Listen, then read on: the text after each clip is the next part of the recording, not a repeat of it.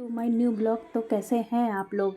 आज का दिन है गुरुवार का। गुरुवार के दिन पूजा पाठ करके प्रभु का श्रृंगार की तैयारी हो रही है। तो देखिए इस तरीके से हम लाला की सेवा करते हैं। लाला को पहले आराम से उनको पानी गर्म कर लेते हैं। अभी थोड़ा वैसा मौसम चेंज हो चुका है ना, तो उनको गर्म पानी से स्नान कराने लगे हैं। और चंदन की सेवा नहीं करते हैं क्योंकि चंदन की सेवा, चंदन ठंडा होता है।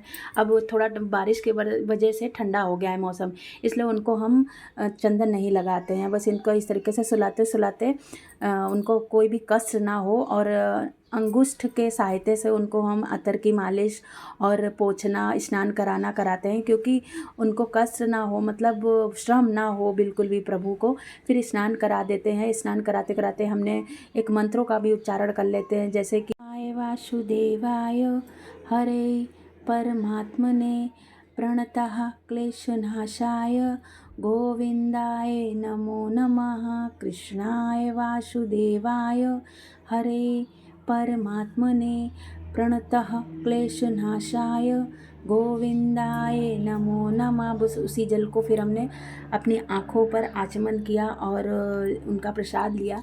फिर उसके बाद उनको हमने उन्हीं के टॉवल से पोंछ के उनको कपड़े वस्त्र धारण कराए, जैसे कि उनको गर्मी और ठंडी के हिसाब से, फिर बरसात ऋतु के हिसाब से थोड़े गर्म कपड़े और थोड़े कॉटन के कपड़े। गर्मियों में इस तरीके से ही कपड़ों वस्त्रों का चयन करना चाहिए। तो हम उनको उसी तरीके से सारी चीज़ों का पहले से रात में ही तैयारी कर लेते हैं कि उनको क्या पहनाना है और किस तरीके के वस्त्र धारण करने हैं। तो प्रभु जो हैं, जो ठाकुर जी हैं, लाला हैं, बड़े ही चंचल स्वभाव के हैं।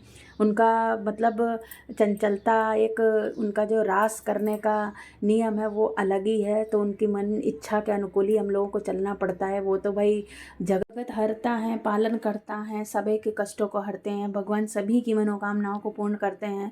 बस अपने कर्मों पे आधार रहना पड़ता है, हमें अपने कर्मों के अधीन चलना पड़ता है।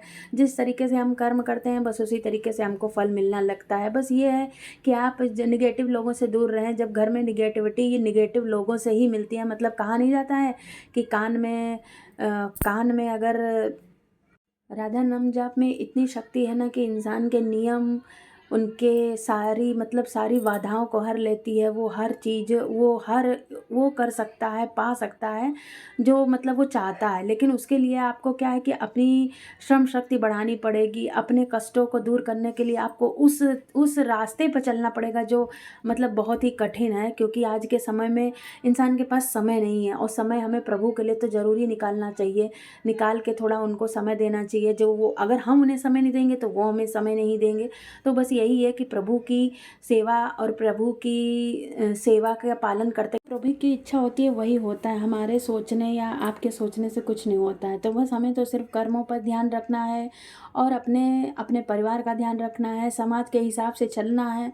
तो बस यही कुछ नियम है जो हमको आपको अच्छे भविष्य की तरफ आगे बढ़ाते रहते हैं। तो अच्छे मनुष्य की यही पहचान है कि आप पशु पक्षियों की सेवा करें और अपना मतलब अपने सत्कर्म अपने सुधारें, मंदिर जाएं। तो ये सब चीज़ें आपको है ना एक अच्छी बहुत अच्छी लाइफ दे सकती हैं, क्योंकि प्रभु में इतनी ताकत है जो कोई नहीं कर सकता है। राधे राधे, जय श्री राधे।